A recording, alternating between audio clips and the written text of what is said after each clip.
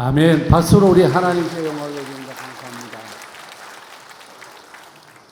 감사합니다. 제가 지금 말씀드리고자 하는 것은 네이버에서 제가 인용해온 이야기입니다. 제목이 뭐냐면은 노래가 인간의 삶에 미치는 영향이라고 하는 글입니다. 제가 그것을 찾아가지고 출력을 해보니까 A4 용지로 4장이 넘어요. 그것을 내가 줄여가지고 제 마음에 드는 것으로 편집했음을 미리 말씀드리고 이 이야기를 전해보려고 합니다. 우리는 누구나 감정도 가지고 있고 또 지적인 세계를 가지고 또 지성의 세계를 가지고 살아가고 있습니다. 특별히 일반적으로 우리가 살아갈 때에 말이라고 하는 것, 저나 여러분이 말을 통해서 여러 가지를 전달하고 이야기하죠. 근데 말은 사람의 의식에 대해서 영향을 준다면은 노래라고 하는 것은 감정에게다가 영향을 주는 것이라 그렇게 말합니다. 그래서 우리는 감정을 담아서 노래를 하고 살아가는 거죠. 근데 이 노래가 감정 속에 많이 지배하게 되는데 어떻게 지배되고 어떻게 작용하느냐에 따라서 나는 더 행복해질 수가 있고 또 행복이 줄어들 수 있다는 그런 이야기죠. 우리가 노래할 때도 좋은 긍정의 노래를 부르면 참 좋다. 거기에서 얘기해 주는 거예요. 재미롭게 이런 예화를 들고 있습니다. 대중가요를 부른 가수들의 예를 들어서 해주는 이야기입니다. 여러분 모두가 잘 아는 국민 가수 서른도가 있잖아요. 서른도는 늘 희망의 노래만 부른다고 그렇게 말합니다. 대표적인 것이 다 함께 차차차. 기억나십니까? 여러분 찬송가만 기억나실는지 모르죠. 다 함께 차차차 이런 말을 했습니다. 그는 지금도 새로운 바람이 나를 불고 이끌어간다. 그런 가사의 노래를 불러서 매일매일 희망의 세계로 나가는 가수라 그렇게 말합니다. 또 여러분 잘 아는 송대관 쨍하고 해뜰 날 돌아온단다. 희망을 노래해서 그는 희망의 사람이 되었다고 말해줍니다. 만남이라고 한 노래를 많이도 불렀던 노사연 부르고 부르고 불렀더니 노처녀로 살다가 좋은 사람 만났대요. 그것을 보면 노래를 희망에다가 담아서 표현하는 그런 글귀인 것 같습니다. 윤한기는 바보처럼 살았군요 하다가 주님을 발견하고 목사가 되어버려서 지금 세계적으로 다니면서 복음 증거하는 목회자가 되어 있다는 그런 이야기를 전하고 있습니다. 그런데 노래라고 하는 것은 절망적이거나 슬픈 노래를 부르면 절망이 되어지고 슬픔의 길로 간다는 거예요. 그 중에 하나가 차중락이라고 하는 낙엽 따라 가버린 사람. 낙엽 지는 대로 따라가다가 끝장나서 차중락은 29살에 죽었다는 거예요. 맨날 간다 불러던 김정호는 20대에 요절을 해버립니다. 돌아가는 삼각지를 불렀던 배호는 맨날 돌아다니다가 영시의 이별이라고 하는 노래를 부르면서 죽는 날 죽는 시간도 영시에 죽었다고 그럽니다. 또 이별이라고 하는 노래를 많이 불렀던 패티김은 좋아했던 작곡가와 살다가 이별 노래만 불렀던 그대로 이별을 하게 되었고요. 또 재미있는 것은 권혜경이라고 하는 분 산장의 여인을 불렀거든요. 아무도 날 찾는 이 없는 이 외로운 산장에 단풍잎만 차곡차곡 쓰여져 가는데 하면서 이 정막강산 노래하다가 그런 시골에 가서 귀농하는 마을에 가서 농사 짓다가 정말로 친지도 없는 곳에서 외로운 산장에서 죽듯이 외로운 농장에서 죽었다라고 전합니다. 수덕사의 여성을 불렀던 송춘이는 불교의 포교사가 되어서 기독교와 관계없는 먼 거리의 삶을 살아간다. 그 네이버에서 그 글을 읽으면서 재미가 있어서 지금 전달하는 거예요. 오늘 우리가 살아가는데 나는 어떤 노래를 부르고 있는가? 자기가 부르는 노래를 한번 정리 한번 해보실래요? 여러분 부르는 즐겁게 부르는 노래 또 그 즐겁게 부르는 노래가 내게 정서적으로 부정으로 하는 아니면 나에게 긍정으로 임하는지 분석해 보시고 아예 정리정돈을 이참에 하시죠. 이참에 정리정돈해서 나쁜 노래, 부정적인 노래, 저주의 노래, 슬픈 노래는 싹 지워버리고 생명력 있는 찬송가 부르시고 복음성가 불러가시고, 여러분 이 땅에서 우리가 살아 숨쉬는 생명의 노래, 주님을 찬송하는 노래로 바꿔지기를 제가 부탁드리고 싶습니다. 저는 아예 노래도 안 부릅니다. 이런 분은 상관이 없지만은 저는 찬송가 외에 아는 것이 없습니다. 여러분 아는 찬송가 하나만 있어도 괜찮아요. 나 같은 죄인만 불러도요, 평생 불러도 은혜가 돼요. 그죠? 주 하나님 지으신 세계 그 한 곡으로도 우리가 얼마나 은혜가 되고 기쁨이 넘치는지 몰라요. 저도 그래, 늘 찬송가를 많이 부르지 않고 몇 곡을 계속 불러. 왜? 김정구는 두만강 푸른 물 가지고 60년 불러먹고도 계속해서 불러먹고 또 살아가는데, 우리는 찬송가 5곡만 불러도 평생 살 수 있지 않겠나, 이런 생각을 해보는 겁니다.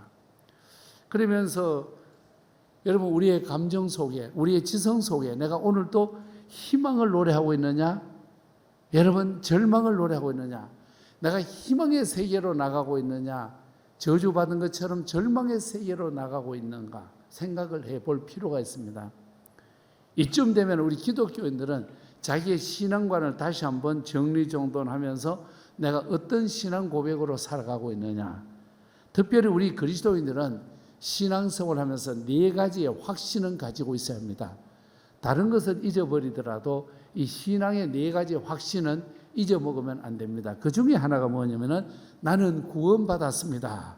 여러분 구원받았습니다. 믿으시면 아멘. 구원의 확신이 있어야 됩니다.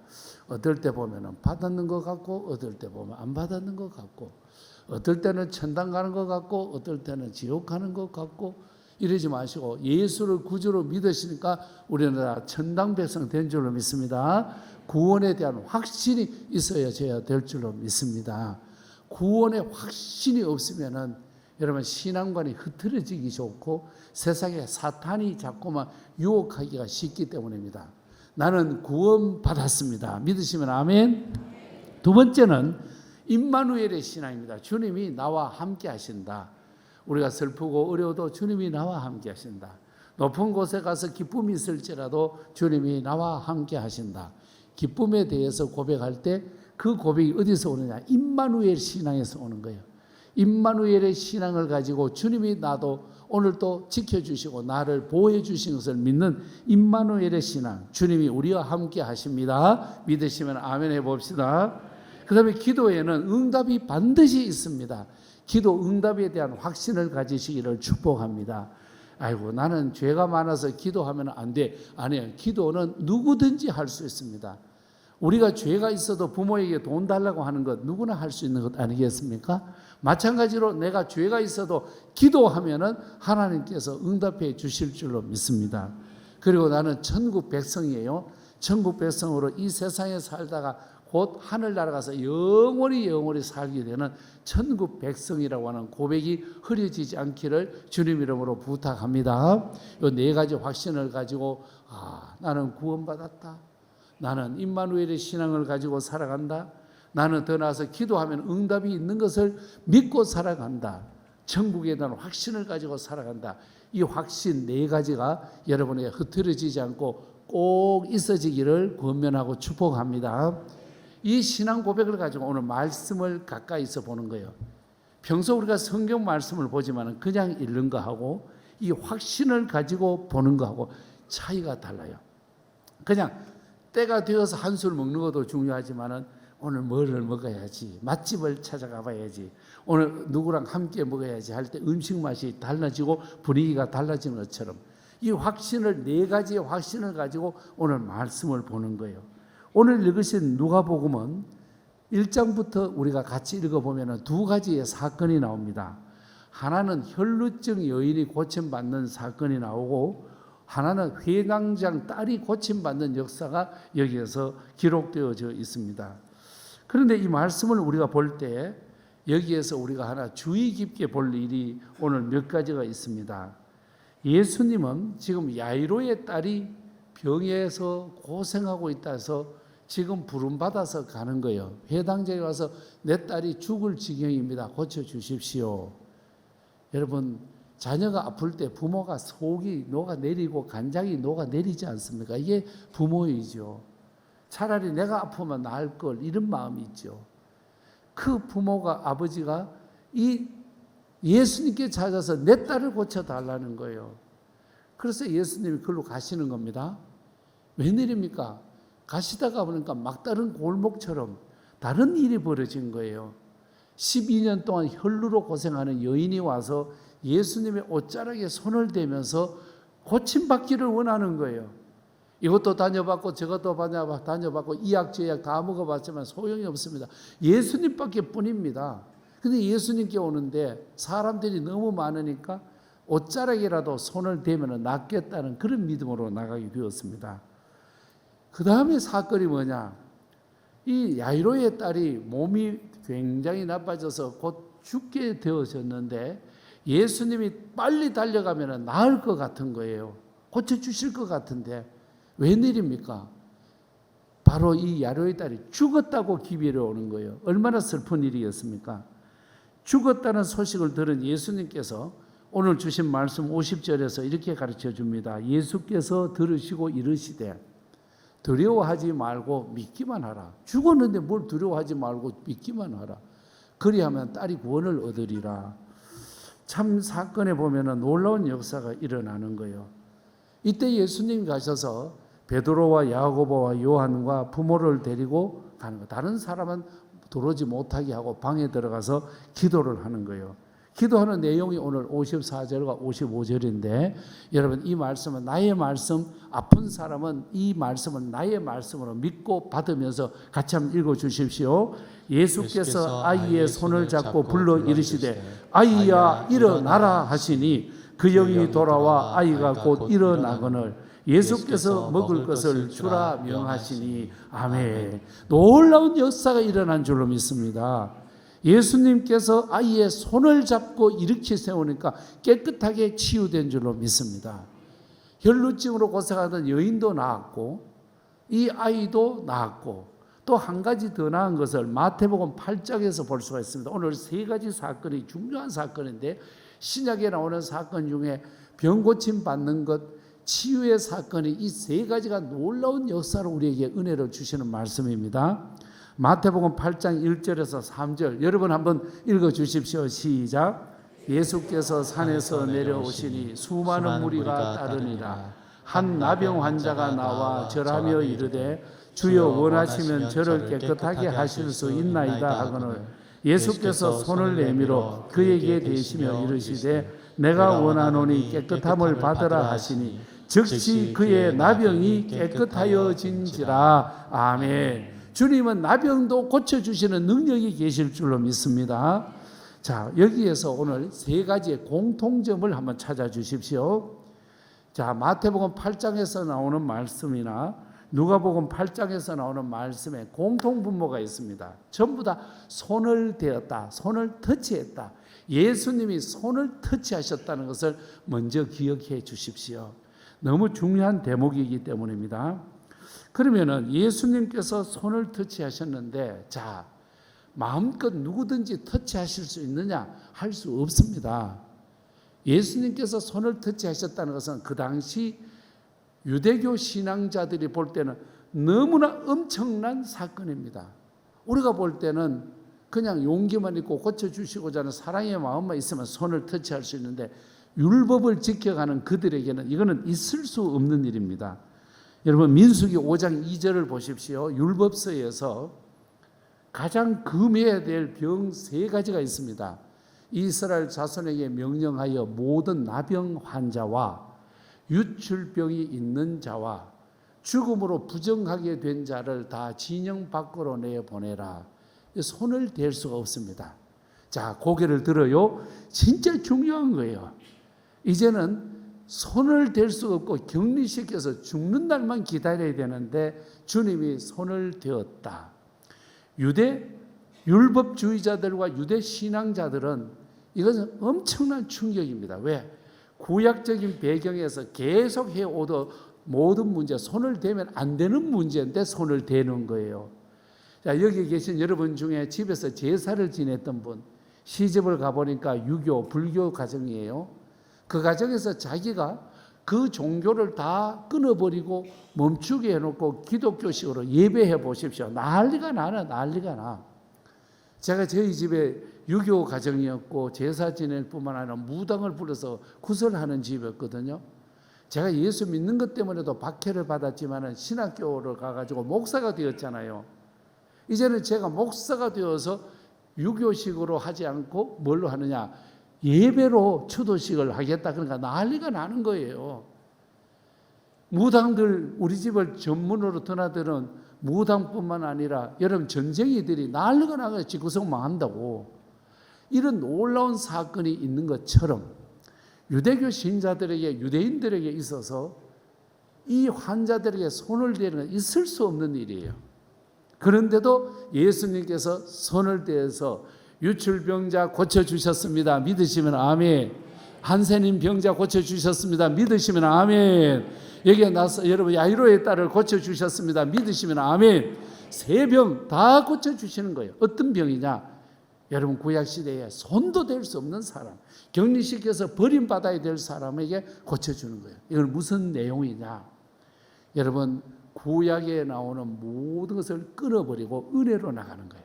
율법 세상이 끝장나고 은혜의 세계로 나가는 중요한 전환점이 되는 것이 오늘의 말씀입니다. 엄청난 전환점을 가져다 주는 말씀이 오늘의 말씀이라고 하는 거예요. 이제는 여러분 이런 것 이해가 되시겠습니까? 지난번에 부흥 강사님은 그걸 매우 강조합니다만 저는 강조하지 않습니다. 그게 뭐냐면은 가계의 저주, 조상적부터 저주가 내려오는 집, 이 저주를 끊어버려야 된다는 거죠. 조상적부터 내려오는 저주 중에 여러분 남자가 단명하는 집안 있죠. 할아버지도 일찍 돌아가시고 아버지도 일찍 돌아가시고 또 그 집에 또 누가가 일찍도 단명의 여러분 가계의 저주로 있는 사람. 그 다음에 조상적부터 약간 정신에 이상이 있는 자이 그 집에 내려온다든지 또 이 질병 저 질병이 가계에서 저주로 내려올 수가 있습니다. 대를 이어서 올 수 있습니다. 여러분 가난이 대대로 이어갈 수도 있습니다. 질병이 대대로 이어갈 수 있습니다. 이것을 싹 잘라버리는 것이 뭐냐? 예수님 손을 대시면 될 줄로 믿습니다. 예수 손을 잡으면 해결될 줄로 믿습니다. 예수 손을 의지하면 모든 질병에서 끝장나버리고 조상적부터 내려온 모든 저주도 끝장날 줄로 믿습니다. 특별히 죄의 문제, 원죄의 문제가 끊어지고 사탄의 계획은 사라지고 저주는 끝장나버리고 성령의 은혜만 남게 될 줄로 믿습니다. 이런 것이 오늘의 말씀이기도 합니다.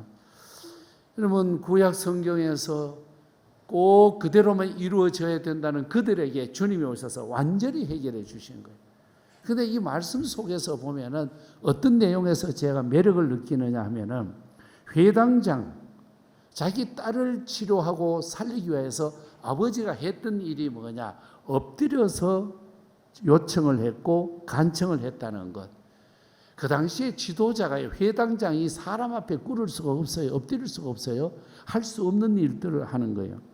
혈류증으로 알아서 고생하는 사람은 옷을 만지고 손을 대서 나가는데 많은 사람들이 인산인해인데 그 일을 뚫고 나가는 거예요. 그리고 한센이는 보면은 예수님 앞에 나와서 절했다. 앞에 사람이 있는데 한센이는 설 수가 없습니다. 그런데 엎드려서 절을 했다. 이것을 보면은 여러분 믿음에는 용기를 필요로 하는 거예요. 믿음에는 용기가 있으면 고침받게 될 줄로 믿습니다. 믿음에도 용기가 있어야 될 줄로 믿습니다. 믿음에도 열정이 있으면 살아갈 줄로 믿습니다. 예수 믿어도 열정 있게 믿어가시기를 축복합니다. 봉사를 해도 열정 있게 봉사할 수 있기를 축복합니다. 찬양을 해도 열정 있게 찬양하고 기도를 해도 열정 있게 찬양해 나갑시다. 여러분 우리가 사회복지에서 보면은 섬기고 섬김의 대상이 있습니다. 섬김의 대상자들을 클라이언트들이라고 말합니다. 그러면 사회복지에서도 남들에게 도와주고 손길을 내밀었을 때 클라이언트들이 열정이 있을 때 여러분 얼마나 기뻐하고 좋아라 하는지 모릅니다. 마찬가지로 우리 믿음의 세계도 열정이 있어야 됩니다. 회당장의 딸이라든지 한센이라든지 혈루증으로 앉은 여기들에게 예수님의 말씀, 예수님의 터치가, 예수님의 손이 저주를 끝장나게 끊어주신 줄로 믿습니다. 이 예수를 믿으시면 여러분의 가정의 저주도 끝장날 줄로 믿습니다. 예수의 손을 잡으면 모든 실패도 끝장날 줄로 믿습니다. 우리 자녀들의 문제도 그렇잖아요. 주님이 다 끝장나게 해 주실 줄로 믿습니다. 우리는 다 죄인입니다. 고칠 수 없는 죄인입니다. 마치 야이로의 딸이 죽었는데 어떻게 고치겠습니까? 한센이는 어떻게 치료하겠습니까? 유출병자를 어떻게 치료하겠습니까? 이처럼 죄라고 하는 것을 얘기해 주는 거예요. 이 말씀은 죄의 문제가 우리가 오지만 이것을 끝장나게 해 주신 것이 주님의 손길이라고 하는 것입니다. 주님의 손은 터치만 해도 우리에게는 나음이 있고 우리에게는 자유함이 있고 우리에게는 희망이 생겨날 줄로 믿습니다. 마지막으로 오늘 우리는 구약 성경 열왕기상 19장의 말씀을 한번 봅시다.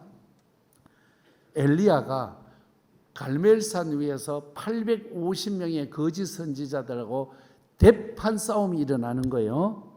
엘리야가 하나님 앞에 부르짖었더니 하늘에서 불이 내려와서 모든 재물을 태웁니다. 그러나 거짓 선지자들 850명은 무슨 짓거리를 해도 안 되는 거예요. 그때에 엘리야가 대박 승리를 거두게 되어집니다. 엘리야가 너무너무 좋아서 승리하고 나니까 좌우를 살펴봤는데 사람들이 없는 거예요. 야, 나 혼자 이거 하면 뭘 하느냐. 그래서 그가 어디로 가느냐. 갈멜산을 떠나서 그가 부엘세바를 가서 부엘세바에서는 모든 사환들을 거기에 있게 하고 자기가 산중으로 들어가서 로뎀나무 그늘 아래 들어 누워 있는 거예요. 하나님, 내가 쎄빠지게 열심히 살아왔습니다. 나 혼자밖에 뿐입니다. 다른 사람 다 도망가 버렸습니다. 제가 지칩니다. 여러분, 사람이 일을 하면 응원해 주는 사람이 있고 격려해 주는 사람이 있어야 돼. 교회 와서 주방에서 열심히 음식 장만을 하고 준비를 했는데 다 먹기만 먹고 설거지할 때 보니까 다 도망가고 없는 거예요. 그럴 때 우리들이 지치죠. 교회 일에 찬양대 나와서 봉사하고 여러 가지 피스 준비해놓고 간식 준비해놓고 놨는데 와서 간식 맛재가리 없다고 불평하고 말이에요. 이런 간식을 누가 주느냐. 그럴 때 또 마음이 아픈 거예요. 나 딴에는 열심히 봉사한다고 쎄빠지게 봉사해놨는데 이걸 봉사라고 해놨느냐 했을 때 마음이 아픈 거예요. 자식이라고 해서 열심히 사랑하고 키워놨어. 그의 말대로, 세상 말대로 똑똑한 아들은 국가의 아들이고 돈 잘 버는 아들은 처갓집에 뺏기고 빚진 새끼만 내 새끼 되어가지고 내가 이렇게 살아갔어야 되겠나.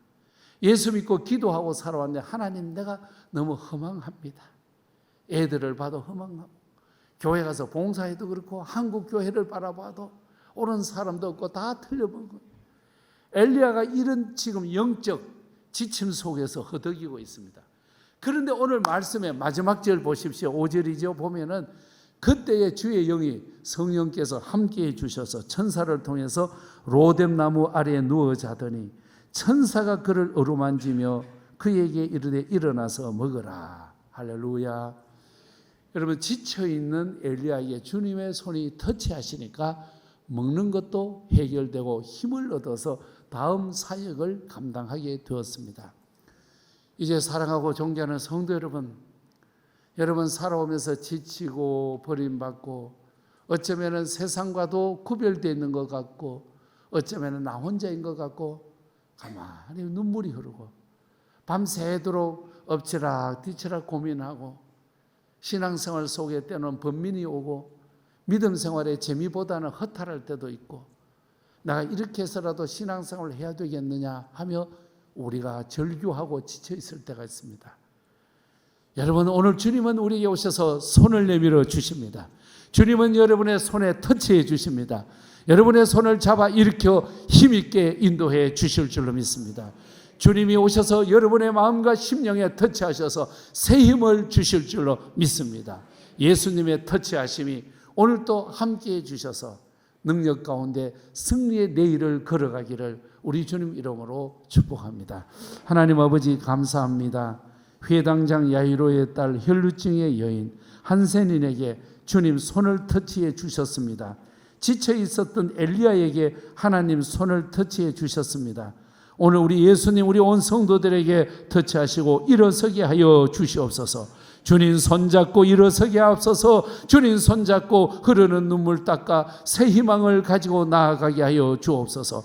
아픈 몸에도 주여 손을 얹어 주시옵소서. 잃어버린 희망에도 절망에도 주님께서 함께해 주시 희망을 주시옵소서.